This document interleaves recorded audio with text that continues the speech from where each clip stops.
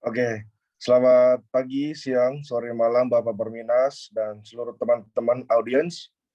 Pada kesempatan kali ini, kami ingin mempresentasikan sebuah studi kasus pada PT Garuda Indonesia, tetapi izinkan saya untuk memperkenalkan masing-masing anggota,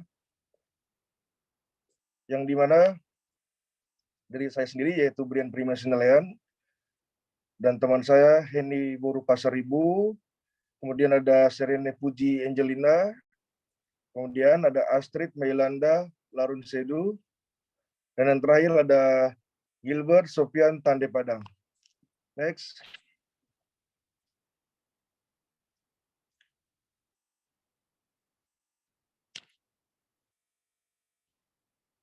Nah, mengenai profil perusahaan, di pada PT Garuda Indonesia ini sendiri, ini adalah sebuah perusahaan yang maskapai penerbangan milik negara Indonesia, yaitu dari BUMN itu sendiri, yang berkantor pusat di Bandar Udara Internasional Soekarno-Hatta. Nah, maskapai ini adalah sebuah suksesor dari KLM International dari Bedford. Ini mempersembahkan sebuah layanan penerbangan dengan full service terbaik, karena Indonesia adalah sebuah maskapai yang terbaik salah satu yang terbaik dari Indonesia ini sendiri. Dengan memberikan pelayanan dengan konsep Garuda Indonesia Experience, dan juga tidak lupa mengedepankan Indonesian Hospitality, yaitu keramah tamahan dan juga kekayaan budaya Indonesia. Nah, Garuda Indonesia ini juga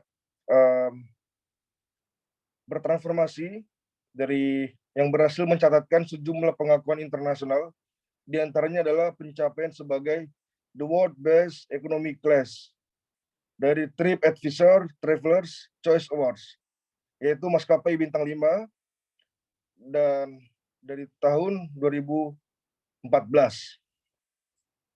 Next. Untuk isu akan dijelaskan oleh teman saya Astrid. Saya persilakan. Baik, terima kasih. Kita masuk dalam pitu isu PT Garuda. Dilansir dari CNBC Indonesia pada 07 Februari 2022, PT Garuda Indonesia akan mengadakan PHK massal, tetapi langsung dibantah oleh manajemen PT Garuda. Menurut manajemen PT Garuda, industri ini tidak berdasar melakukan pemutusan ikatan kerja atau PHK massal di industri. Disebutkan di kala ini, industri masih berfokus buat menuntaskan penundaan kewajiban pembayaran utang atau PKPU yang di kala ini dijalani saat ini. Sementara itu, industri benar tengah mengadakan upaya efisiensi keuangan dari sisi karyawan, yaitu dengan melaksanakan program penawaran pensiunan yang dipercepat kepada karyawan. Garuda Indonesia juga melaksanakan pemotongan honorer kepada seluruh pegawai, terhitung dari komisaris serta direksinya. Direktur juga mengatakan bahwa ada 1.000 lebih karyawan yang mendaftarkan diri pada program pensiunan dini yang ditawarkan perusahaan. Akan tetapi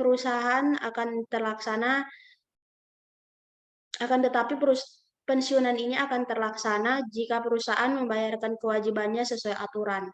Oleh sebab itu, mereka sampai sekarang masih tercatat sebagai pegawai karena perusahaan belum dapat membayarkan kewajiban mereka yang biasa disebut pesangon.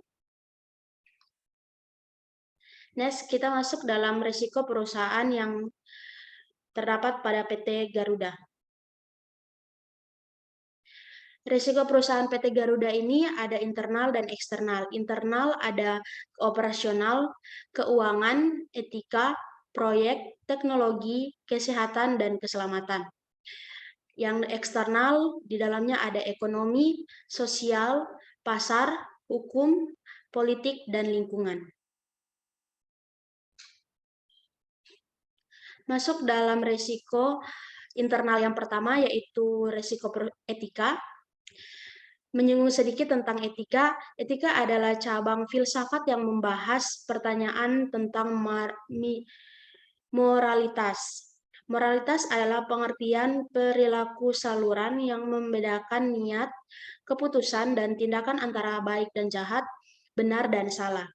Dalam pembahasan etika kali ini menyangkut tentang kedisiplinan pegawai PT Garuda sendiri, yang bertujuan untuk menciptakan karyawan yang beretikat baik dalam bekerja.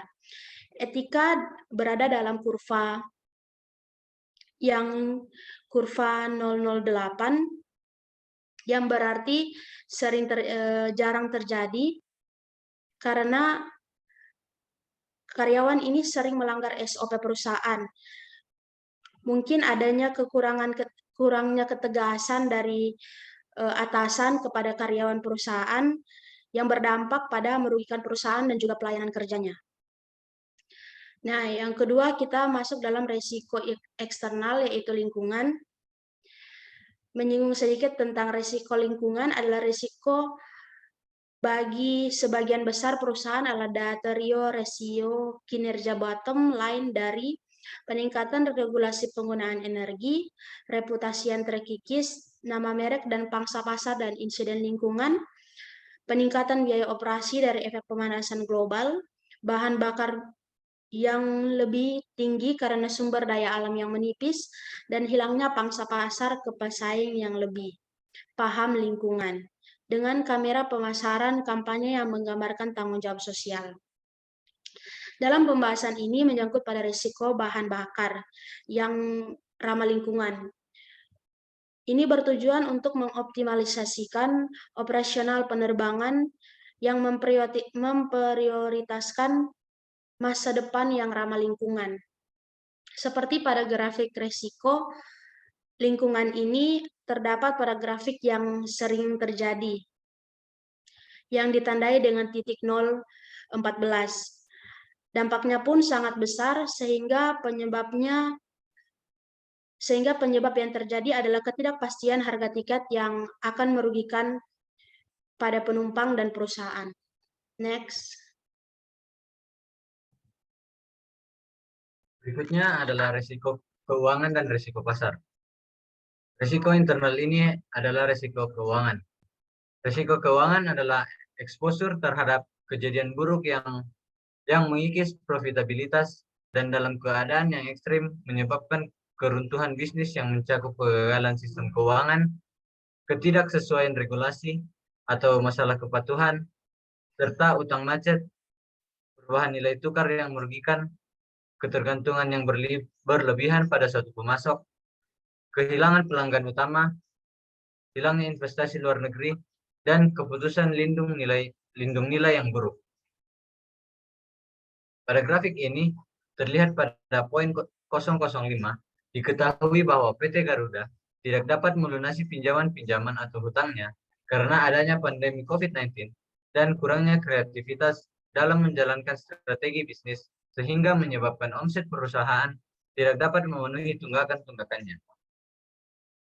Hal ini ditunjukkan pada grafik berikut poin 0005 yang memperlihatkan bahwa risiko dari penunggakan hutang ini sangat tinggi dan memiliki kemungkinan hampir pasti terjadi dengan dampak yang sangat signifikan bagi PT Garuda ini sendiri.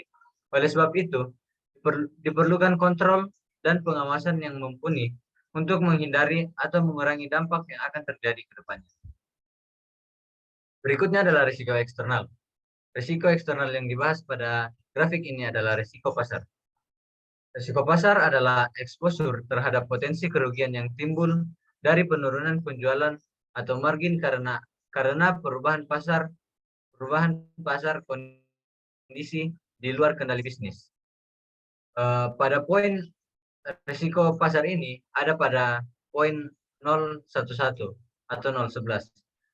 PT Garuda berusaha mengoptimalisasi target pasar untuk menciptakan keamanan dan kenyamanan di bidang transportasi udara karena terjadinya penurunan permintaan pada saat COVID-19 karena adanya lockdown di beberapa daerah.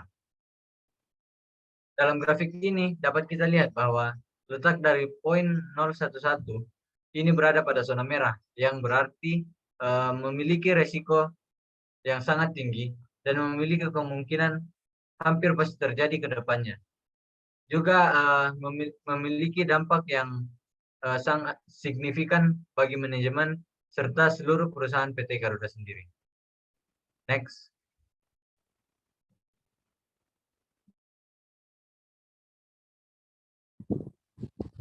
Baik, selanjutnya masuk ke risiko internal, yaitu risiko keamanan dan kesehatan.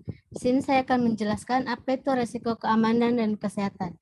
Risiko kesehatan dan keselamatan untuk suatu organisasi dapat didefinisikan sebagai kode cerah atau kesehatan yang buruk atau kematian yang sering seorang karyawan alami.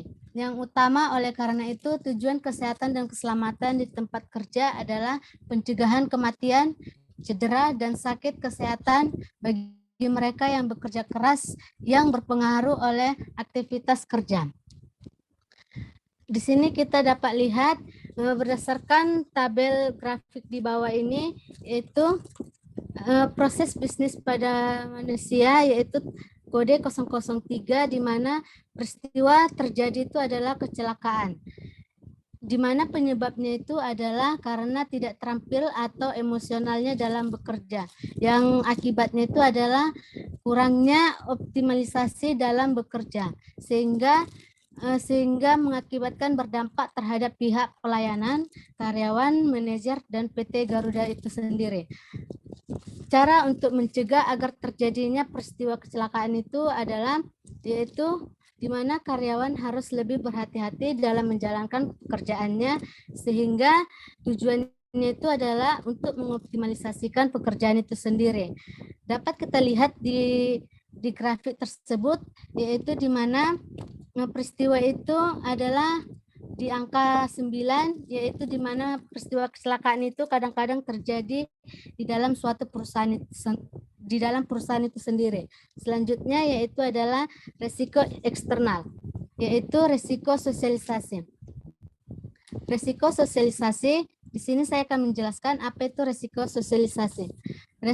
Risiko sosial berasal dari perubahan dalam masyarakat yang menciptakan perubahan dalam permintaan, membuka peluang pasar baru, atau mengubah respon bisnis sistem untuk menuntut sebagai konsekuensi dan karakteristik tenaga kerjanya.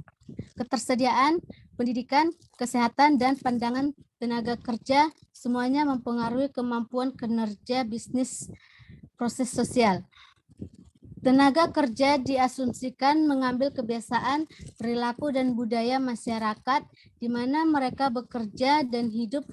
Risiko sosial di sini didefinisikan sebagai dampak masyarakat terhadap bisnis dan bukan sebaliknya. Oleh karena itu, risiko sosial dalam konteks ini tidak boleh disamakan dengan korporasi tanggung jawab sosial, mendukung individu rumah tangga rentan yang rentan untuk merusak kerugian kesejahteraan, kebijakan sosial pemerintah, jaminan sosial, dan kesejahteraan negara, atau manajemen risiko sosial sebagai didefinisikan oleh kelompok sosial tersebut. Berdasarkan analisis tabel grafik ini, proses bisnisnya itu yaitu adalah perubahan gaya hidup, di mana peristiwa yang terjadi pada proses gaya hidup ini yaitu perubahan gaya hidup dalam hal ini berpakaian, berkomunikasi, dan bersosialisasi. Penyebab dari peristiwa ini yaitu penyebabnya itu akan mengikuti perubahan zaman. Akibat yang akan dialami oleh perusahaan yaitu di mana perusahaan akan kehilangan konsumen dan akan ketinggalan zaman, sehingga sangat berdampak terhadap pihak terkait, yaitu sangat berdampak pada PT Garuda, manajer, karyawan, dan masyarakat. Cara pencegahannya itu di mana PT Garuda harus mengikuti pasar agar tidak ketinggalan pangsa pasar di maskapai lainnya. Tujuannya itu adalah supaya PT Garuda dapat mengikuti pasar yang ada. Selanjutnya akan dilanjutkan oleh teman saya yaitu Sharon.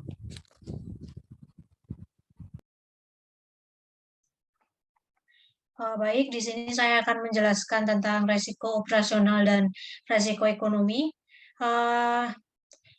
Resiko operasional yang berarti adalah resiko kerugian yang diakibatkan oleh proses internal yang tidak memadai atau gagal, orang dan sistem atau dari peristiwa eksternal. Di sini di titik 001 dan 002. Yang 001 ini kita mengambil kasus berupa penyalahgunaan aset. Di sini dan pada PT Garuda sendiri penyalahgunaan aset di sini kemungkinan sangat hampir terjadi dan juga dampaknya sangat signifikan. Jika kasus ini tetap terjadi atau resiko ini tetap terjadi, maka PT Garuda akan sangat-sangat dirugikan karena pinjaman dan keuangan PT Garuda dimanfaatkan dengan tidak baik atau digunakan untuk kepentingan pribadi sehingga menyebabkan utang tidak bisa dibayarkan dan juga menyebabkan kerugian. Bisa dilihat di sini berada di bagian merah, yang pasti dari resiko ini harus segera dicarikan masalah atau pencegahannya supaya bisa berkurang atau berubah menjadi aman. Tetapi sampai dengan saat ini resiko tersebut pada PT Garuda masih sering terjadi atau masih berada di zona merah. Untuk kasus ini kami menggunakan mitigate atau mencegah, tetapi masih pada kelompok kami masih 50% cara yang digunakan PT Garuda untuk mengatasi masalah ini atau tidak memadai atau caranya masih kurang tepat sehingga resiko ini masih berada di zona merah. Lalu ada yang kedua, ada titik 002, ini berupa penyogokan. Penyebab dari penyogokan ini adalah tata kelola yang tidak baik atau karyawannya yang memiliki sifat yang tidak baik atau tidak jujur. Sebenarnya bisa diatasi jika PT Garuda melakukan pencatatan tentang harta kekayaan para pegawainya atau pejabatnya sebelum mulai bekerja di PT Garuda sehingga kekayaan para pejabatnya dapat selalu terlihat atau dapat diawasi. Pada kasus penyogokan ini pada PT Garuda juga berada di zona merah, yaitu kemungkinan terjadinya sangat hampir pasti terjadi, namun dampaknya ada di titik 4 atau di garis 4. Yang ini masih lebih rendah daripada yang penyelewengan aset tadi. Kasus yang menonjol dari penyogokan ini adalah pembelian pesawat terbang oleh maskapai dengan kode GIAA yang didirekturi oleh Emilian Shah yang pada saat itu menerima sogokan sebesar 20 miliar untuk membeli 50 mesin pesawat. Penyogokan ini terjadi pada tahun 2005 sampai dengan 2014. Dan ini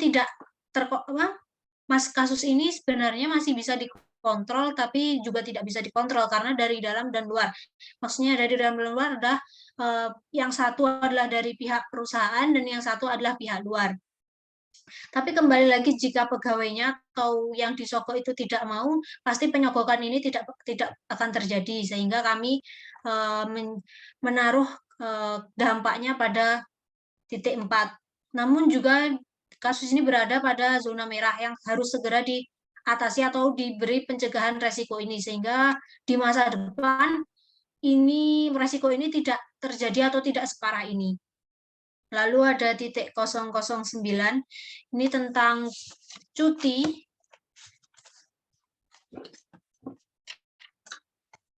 Atau karyawan yang sering cuti. Ya, ini berhubungan dengan HRD. Ini terjadi karena kurangnya motivasi atau reward, apresiasi kerja, dan hadiah-hadiah atau mungkin yang ditawarkan kalau karyawan itu rajin atau bersemangat untuk bekerja. Dampak dari seringnya karyawan cuti ini adalah pekerjaan tertunda dan tidak optimalisasi dalam bekerja jadi berkurang.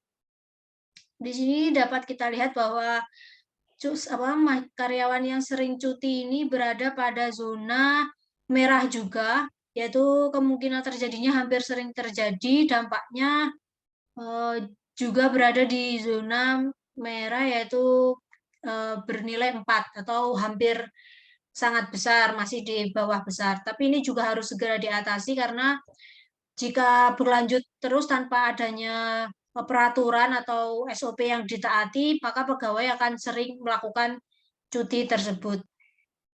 Dan ini sangat merugikan bagi perusahaan. Jadi dampak operasional yang saya sebutkan tadi berada di zona merah semua dan semuanya harus segera diberikan pemecahan masalah. Yang pertama di zona di titik 001 kami memberikan pencegahan mitigate, lalu di 002 juga di mitigate, lalu di 009 kami juga mitigate. Lalu resiko ekonomi. Resiko ekonomi adalah ketidakpastian akibat perubahan drastis kondisi perekonomian suatu negara yang berdampak buruk pada laba dan tujuan bisnis. Ini mencangkup resiko yang muncul akibat perubahan drastis dalam indikator ekonomi atau inflasi dan nilai tukar. Di sini, di kasus ini kami mengambil tentang inflasi. Pada PT Garuda ini kemungkinan sangat hampir terjadi dan juga sangat dampaknya masih berada di sedang-sedang, masih berada di zona kuning. Ini perlu diatasi, tapi masih didahulukan yang berada di zona merah. Namun ini juga harus segera diatasi supaya tidak mencapai zona merah.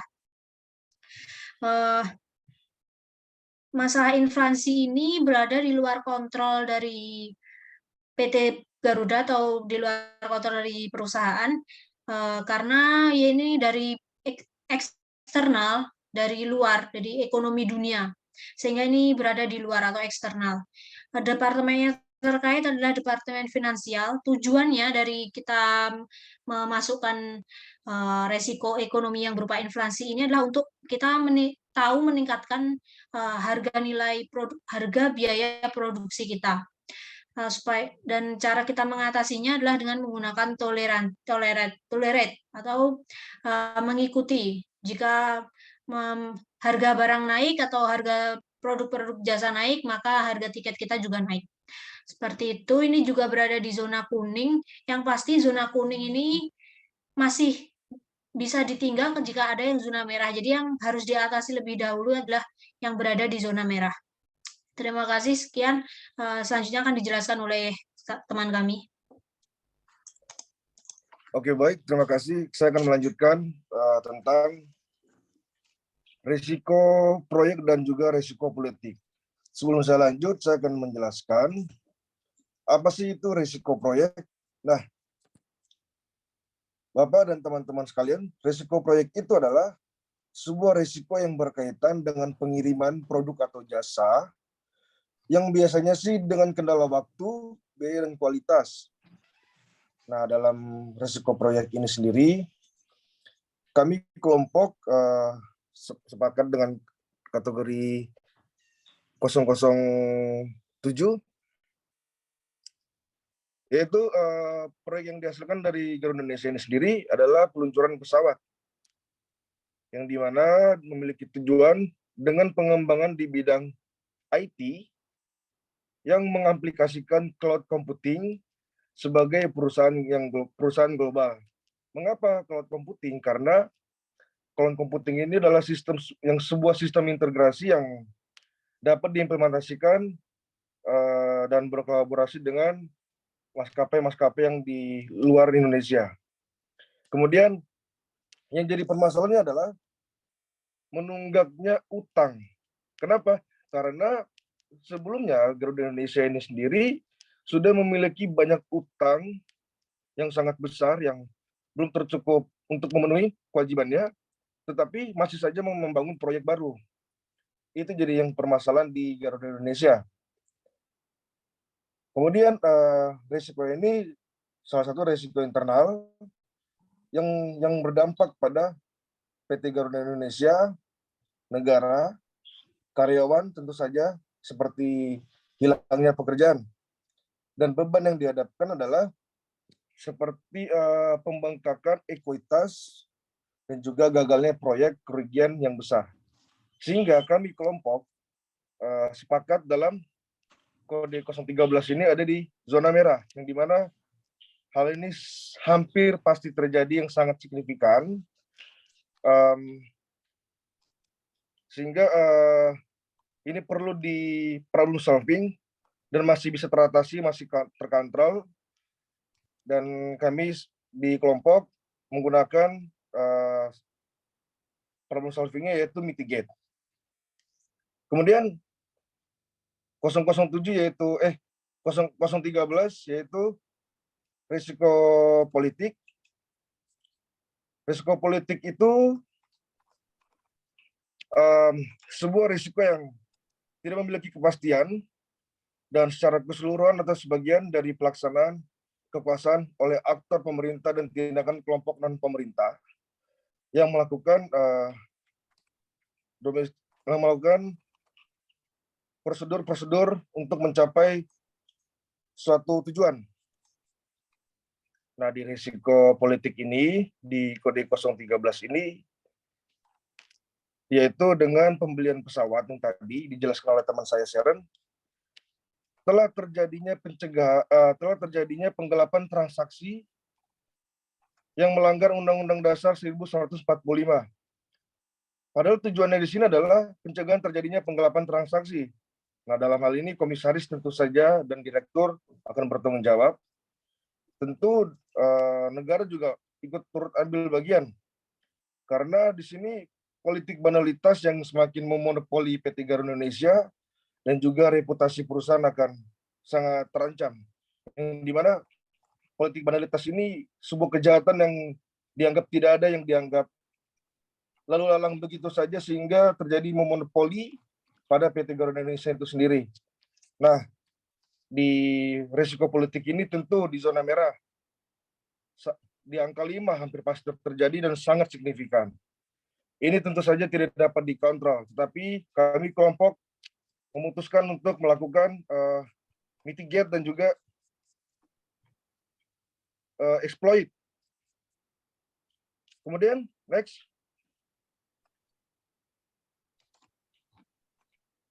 Kemudian untuk risiko teknologi dan risiko hukum. Di risiko teknologi ada di 006, yaitu terkait komunikasi dan back office, yang dimana memiliki tujuan untuk meningkatkan sebuah pelayanan, tetapi yang jadi kendala adalah komputer mengalami koneksi yang sangat buruk, sehingga Departemen IT dan PT Garuda tentu saja sangat bertanggung jawab dalam hal ini. Karena pelayanan yang kurang optimal, operasional penerbangan tentu saja sangat terganggu. Tetapi risiko ini masih tahap kontrol, masih bisa diatasi, tetapi harus segera diatasi karena kalau tidak diatasi, maka sangat mengganggu penerbangan. Dan ini kita sepakat untuk memberikan mitigate. Yang berikutnya ada risiko hukum di kode 012, yaitu yaitu laporan keuangan, yang dimana memiliki tujuan agar manajemen perusahaan lebih transparan. Tetapi peristiwa yang terjadi adalah adanya pihak-pihak yang berusaha memalsukan laporan keuangan. Nah, di sini tentu sangat berdampak bagi perusahaan karena reputasi tentu saja akan turun, Bapak dan teman-teman, karena ini akan berhadapan dengan hukum dan sesuai undang-undang yang berlaku. Di tahap ini di luar kontrol, tetapi kami sepakat untuk memberikan mitigate dan exploit. Next.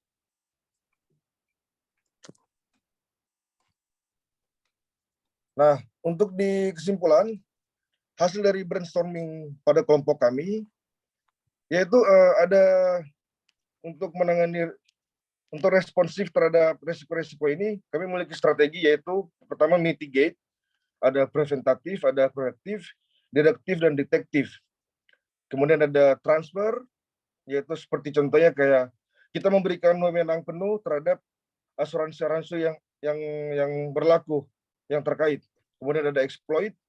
Exploit itu adalah sebuah PT Garuda yang melakukan restrukturisasi dan renegosiasi agar cash flow perusahaan dapat berjalan dengan baik. Yang terakhir adalah tolerate. Mungkin itu dari kelompok kami, sekian dan terima kasih.